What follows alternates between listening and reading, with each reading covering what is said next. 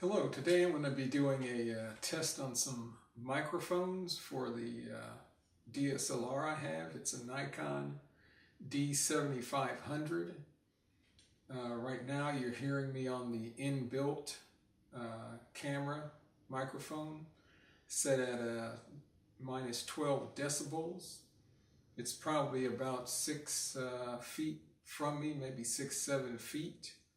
So you can get an idea of how that's sounding like. Then after I'm going to do that, I'm going to take the Rode Video Micro. I'm going to put it on top of the camera, hook it up, set it up, and then do a test and see how that's going to sound. Then I'm going to take a long 20-foot extension cord, move the Video Micro, place it on this tripod stand, place it here next to me, maybe like 1.5 feet or so from me, and we'll see how that's going to sound. And then I have a lapel mic, which is an Audio Technica lavalier lapel mic, a model ATR 3350IS. That's ATR 3350IS. I'm going to put that on my shirt, and we'll see how that sounds, so we'll get a good idea, a comparison of these microphones. Okay, now I've placed the Rode Video Micro on top of the Nikon D7500 camera. Just plugged it in. I left it at minus 12 decibels, the same level that it was on using the in-camera mic, and hopefully you can get a good idea of how this sounds, especially in comparison of the built-in microphone. Again, I haven't moved the camera.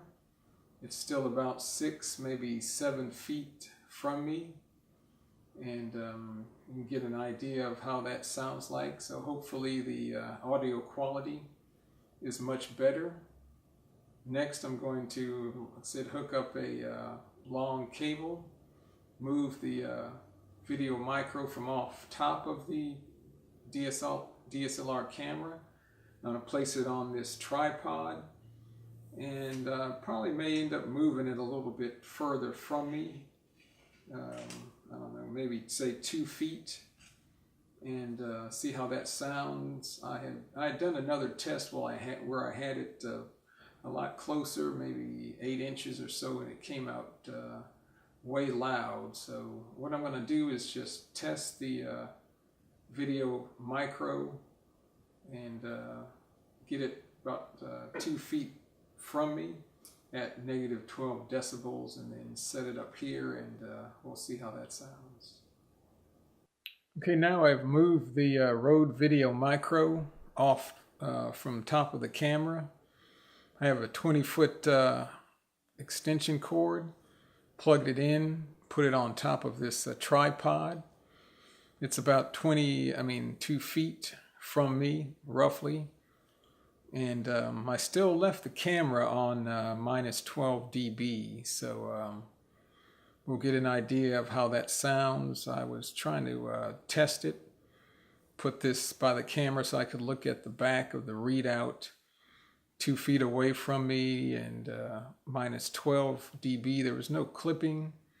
I bumped it up, and still wasn't getting any clipping, so I decided just to leave it at minus 12, just to see how it would sound. So it'll be a good comparison between the in-camera mic and the Rode Video Micro on top of the camera, and now having it here on the tripod. I think the sound quality with the Video Micro much closer to me should sound much better.